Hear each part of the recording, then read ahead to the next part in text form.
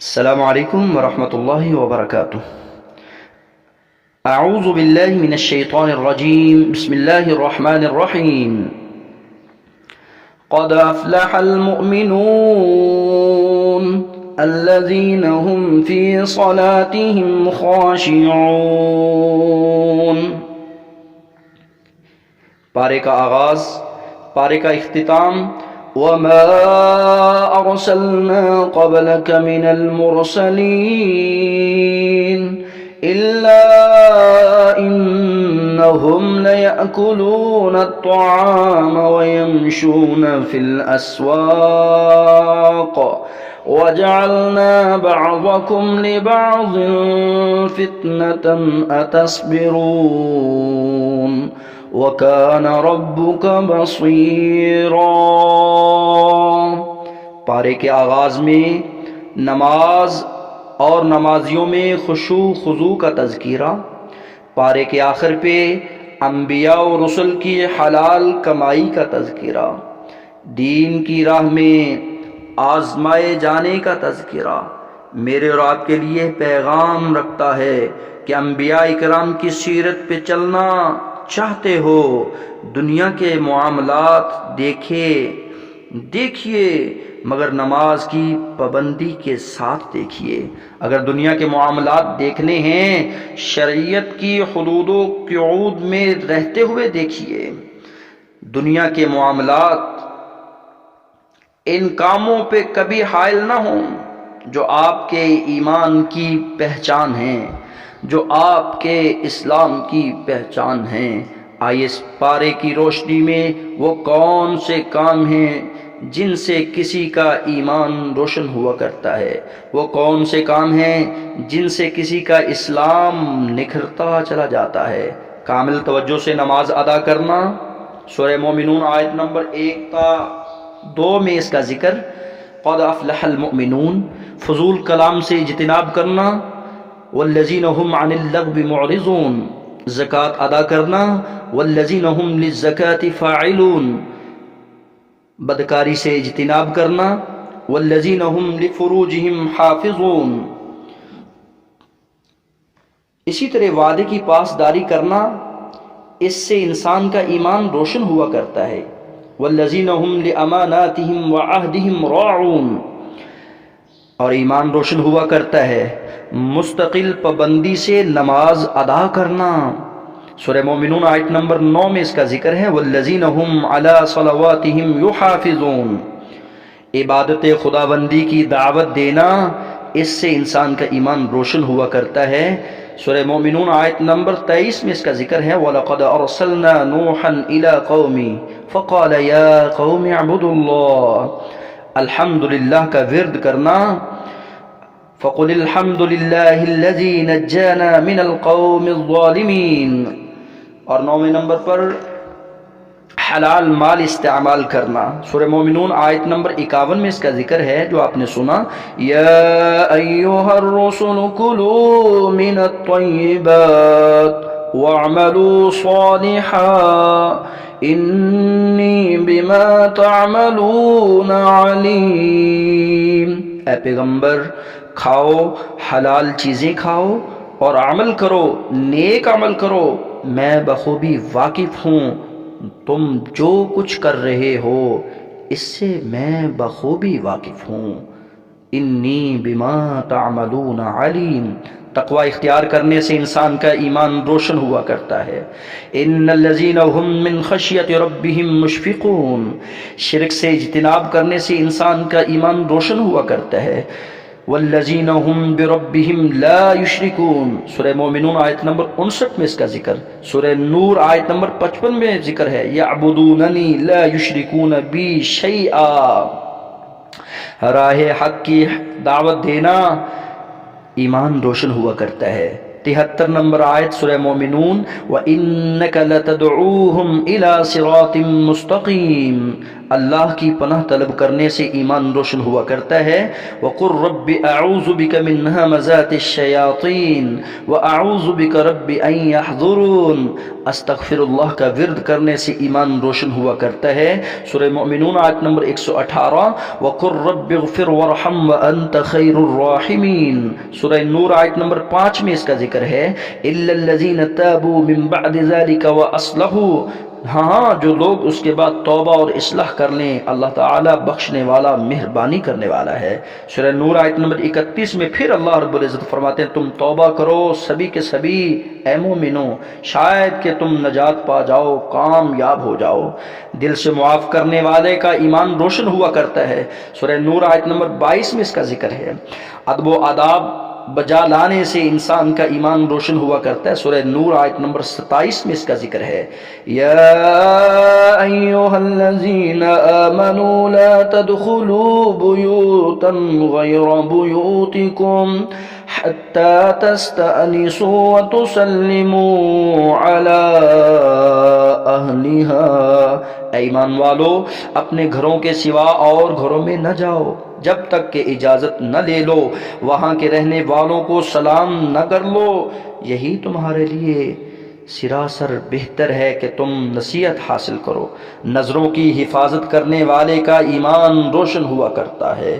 سورہ نور آیت نمبر 23 تا 31 میں آپ نے سنا قُل لِّلْمُؤْمِنِينَ يَغُضُّوا مِنْ أَبْصَارِهِمْ وَيَحْفَظُوا فُرُوجَهُمْ۔ نظروں کی حفاظت مگر کیسے کا خطبہ اگر آپ سنیں تو آپ کو سمجھ آ جائے کہ نظر کی حفاظت کرنے والے کا ایمان کس قدر روشن ہے۔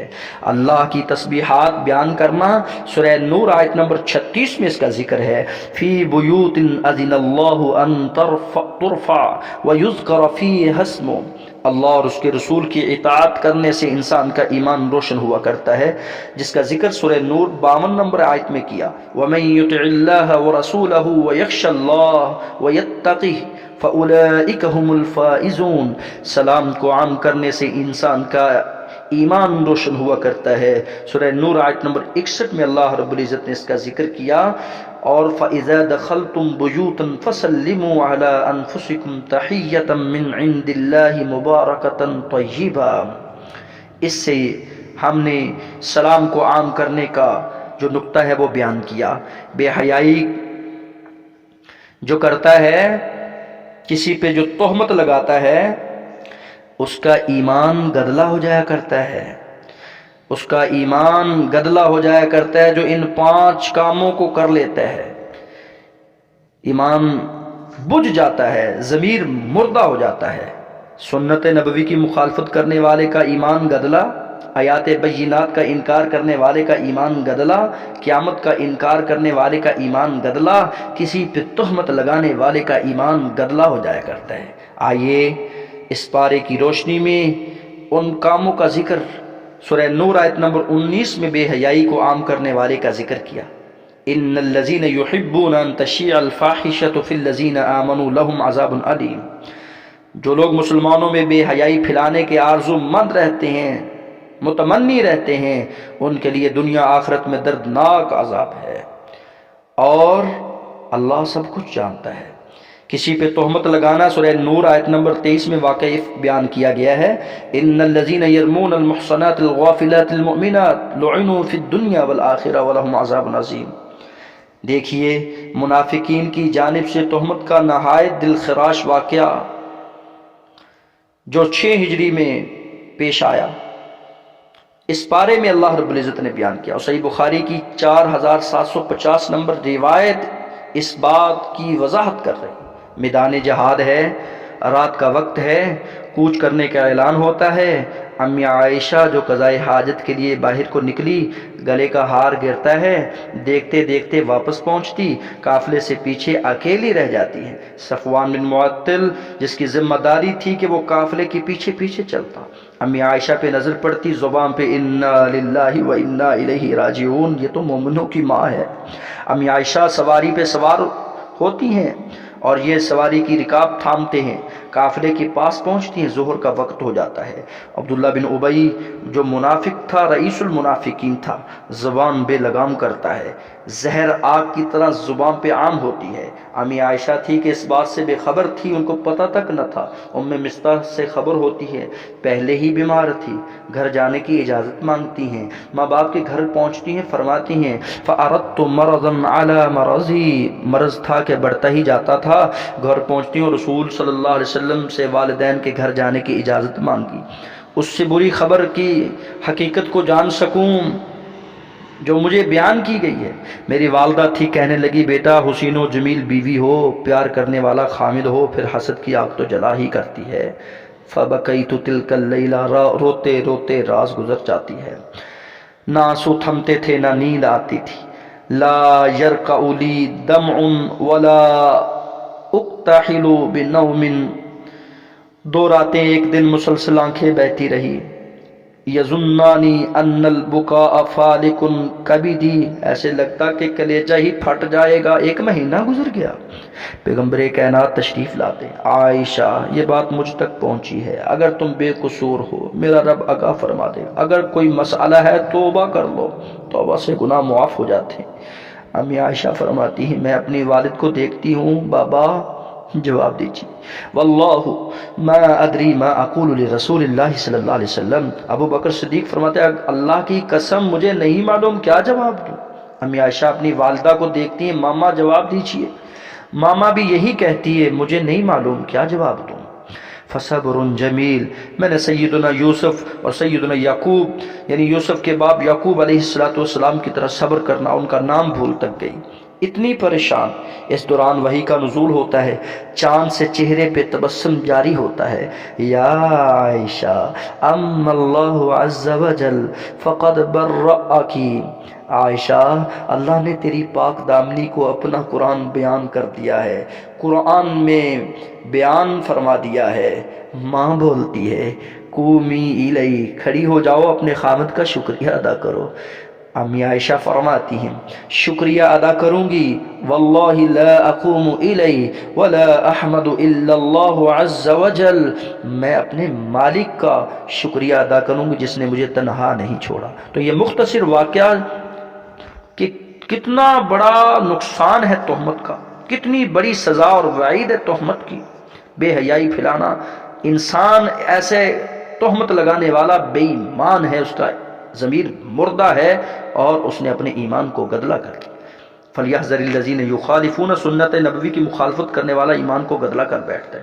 میری اللہ رب العزت سے دعا ہے اللہ ایمان کو روشن کرنے والے کام جو سنے ہیں سنائے، اللہ عمل کرنے کی توفیق عطا فرما جس سے ہمارا ایمان تازہ ہوا کرتا، ان کاموں سے محفوظ فرما جن کے سبب ایمان کمزور ہو چلا جاتا ہے، خاتمہ بالایمان فرمائے، جنت الفردوس میں اپنے حبیب کی رفاقت نصیب فرمائے، آمین یا رب۔